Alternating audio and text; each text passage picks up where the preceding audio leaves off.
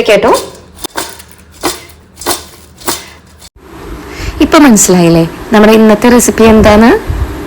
Hello friends, welcome to Sheenu's cookery.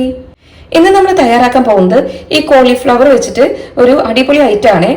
നമ്മുടെ gobi fry അല്ലെങ്കിൽ cauliflower fry ആണ് നമ്മൾ ഇന്ന് റെഡിയാക്കാൻ പോകുന്നത്. അപ്പൊ നമുക്ക് കോളിഫ്ലവർ ചെറിയ കഷ്ണങ്ങളാക്കിയിട്ട് കട്ട് ചെയ്തെടുക്കാം കേട്ടോ.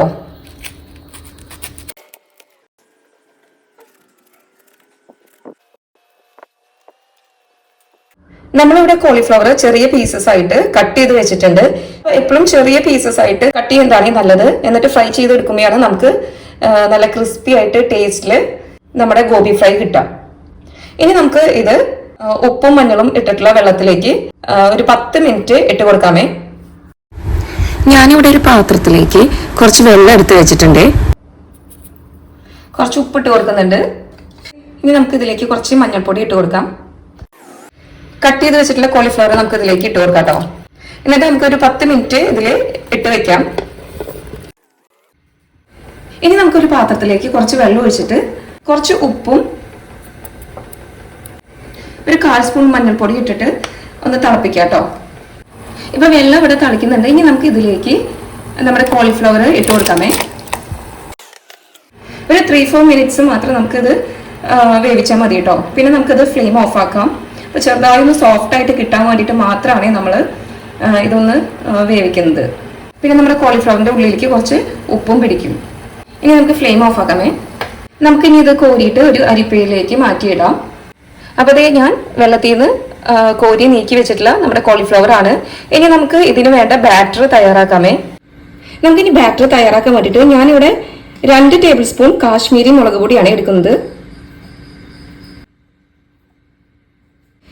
ഇതിലേക്ക് ഒരു 1/4 സ്പൂൺ മഞ്ഞൾപ്പൊടി ഇടുന്നുണ്ട്. 1 ടേബിൾ സ്പൂൺ മല്ലിപ്പൊടി ചേർക്കാം. 1 ടേബിൾ സ്പൂൺ മീറ്റ് മസാല ഇട്ട് കൊടുക്കുന്നുണ്ട്. പിന്നെ 1 സ്പൂൺ പെരിഞ്ജീരകം പൊടിച്ചത് ചേർക്കുന്നുണ്ട്. 1 സ്പൂൺ കുരുമുളക് ചതച്ചത് ചേർക്കാം. പിന്നെ ഇതിലേക്ക് 2 ടേബിൾ സ്പൂൺ ഇഞ്ചി വെളുത്തുള്ളി പേസ്റ്റ് ഇട്ട് കൊടുക്കാമേ. ഇതിലേക്ക് 1/2 കപ്പ് കോൺഫ്ലവർ ഞാൻ ചേർക്കുന്നുണ്ട് കേട്ടോ. ഇനി ഇതിലേക്ക് ഒരു 1/4 കപ്പ് അരിപ്പൊടി വറുത്തത് ചേർക്കാം. നമുക്കിതിലേക്ക് ഒരു നാരങ്ങയുടെ നീര് ചേർക്കാം കേട്ടോ. ഇനി നമുക്ക് എല്ലാം കൂടി നന്നായി ഒന്ന് മിക്സ് ചെയ്ത് കൊടുക്കാം. ഇനി നമുക്ക് ഇതിലേക്ക് കുറച്ച് വെള്ളം ഒഴിച്ചിട്ട് ബാറ്റർ തയ്യാറാക്കാം കേട്ടോ. നമുക്കിതിലേക്ക് കുറച്ചും കൂടി വെള്ളം ഒഴിക്കാം. ഈ ബാറ്ററിലേക്ക് ഞാൻ 1 സ്പൂൺ സോയാ സോസ് ഒഴിക്കുന്നുണ്ട്. 1 ടേബിൾ സ്പൂൺ ടൊമാറ്റോ സോസ് ഒഴിക്കാം. നന്നായി ഒന്ന് മിക്സ് ചെയ്ത് കൊടുക്കാം കേട്ടോ. ഇനി അപ്പൊ ഈ ഒരു കൺസിസ്റ്റൻസിയിൽ നമുക്ക് മാവ് ഈ ബാറ്റർ തയ്യാറാക്കിയാൽ മതി. ഇനി നമുക്ക് ഇതിലേക്ക് ആവശ്യത്തിന് ഉപ്പിട്ട് കൊടുക്കാം കേട്ടോ.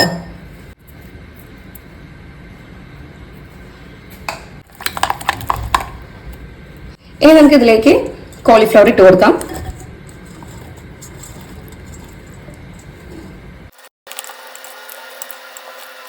അപ്പൊ നല്ല രീതിയിൽ നമുക്ക് ഈ കോളിഫ്ലവർ കൈ കൊണ്ടോ അല്ലെങ്കിൽ സ്പൂൺ വെച്ചിട്ടോ മിക്സ് ചെയ്ത് കൊടുക്കണം കേട്ടോ. കോളിഫ്ലവറിന് ഈ മാവ് നന്നായിട്ട് കോട്ട് ചെയ്തിട്ട് പിടിക്കണേ. ഫ്രിഡ്ജിലോ അല്ലെങ്കിൽ പുറത്തോ നിങ്ങൾക്ക് 1/2 മണിക്കൂർ ഇത് ഒന്ന് റെസ്റ്റ് ചെയ്യാൻ വെക്കാം. അപ്പം ഞാനിവിടെ ഒരു പാൻ എടുത്തിട്ടുണ്ട്. ഈ പാൻ ചൂടായതിനു ശേഷം നമുക്ക് ഇതിലേക്ക് സൺഫ്ലവർ ഓയിൽ ഒഴിച്ചു കൊടുക്കാമേ. നമുക്കിതിലേക്ക് ഓയിൽ ഒഴിക്കാമേ. ഇപ്പോൾ ഓയിൽ ഇവിടെ നന്നായിട്ട് ചൂടായിട്ടുണ്ട്. ഇനി നമുക്ക് ഇതിലേക്ക് കോളിഫ്ലവർ ഇട്ട് കൊടുക്കാം കേട്ടോ.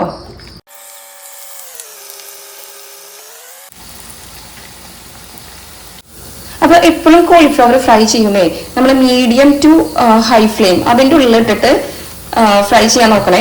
നല്ല ഹൈ ഫ്ലെയിമിൽ ഇട്ടുണ്ടെങ്കിൽ മുകളിൽ മാത്രം പെട്ടെന്ന് നമ്മുടെ മാവ് കരിഞ്ഞു പോവും. ലോ ഫ്ലെയിമിൽ ഇട്ടുണ്ടെങ്കിൽ പിന്നെ അറിയാലോ എണ്ണ കുടിച്ചിട്ട് അതൊരു ടേസ്റ്റും ഉണ്ടാവത്തില്ല. അപ്പൊ മീഡിയം ടു ഹൈ ഫ്ലെയിമിന്റെ ഉള്ളിൽ ഇട്ടിട്ട് വേണേ ഫ്രൈ ചെയ്തെടുക്കാൻ. ഇപ്പൊ നമ്മുടെ ഫസ്റ്റ് ബാച്ച് കോളിഫ്ലവർ ഫ്രൈ ഇവിടെ റെഡി ആയിട്ടുണ്ട്. ഇനി നമുക്കിതൊരു പാത്രത്തിലേക്ക് മാറ്റിയിടാം കേട്ടോ.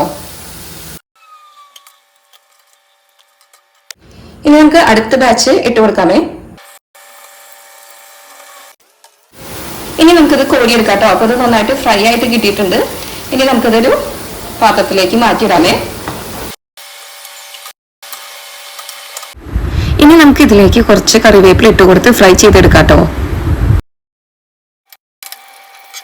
നമുക്ക് ഈ കറിവേപ്പില കോരി മാറ്റാമേ. അപ്പൊ ഇതാണ് നമ്മൾ ഫ്രൈ ചെയ്ത് വെച്ചിട്ടുള്ള നമ്മുടെ ക്രിസ്പി കോളിഫ്ലവർ ഫ്രൈ.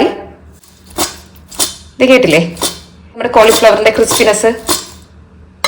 ഇനി നമുക്ക് ഇതിലേക്ക് 1 സ്പൂൺ ചിക്കൻ മസാലയും പിന്നെ ഒരു 1/4 സ്പൂൺ ഉപ്പും വേണേ. അത് രണ്ടും കൂട്ടിയിട്ട് നന്നായിട്ടൊന്ന് മിക്സ് ചെയ്തിട്ട് നമുക്ക് ഇതിന്റെ മുകളിലേക്ക് ഒന്ന് ഇട്ട് കൊടുക്കാം കേട്ടോ. എന്നിട്ട് നമുക്ക് നന്നായിട്ടൊന്ന് മിക്സ് ചെയ്തെടുക്കാം. അപ്പൊ നമ്മുടെ സ്വാദിഷ്ടമായ കോളിഫ്ലവർ ഫ്രൈ ഇവിടെ റെഡി ആയിട്ടുണ്ട്. ഇനി ഞാനിതൊന്ന് നല്ലൊരു പാത്രത്തിലേക്ക് സെർവ് ചെയ്യുന്നുണ്ട്. അപ്പൊ ഇതാണ് നമ്മൾ ഇന്ന് തയ്യാറാക്കിയിട്ടുള്ള നമ്മുടെ ക്രിസ്പി ആയിട്ടുള്ള കോളിഫ്ലവർ ഫ്രൈ കേട്ടോ.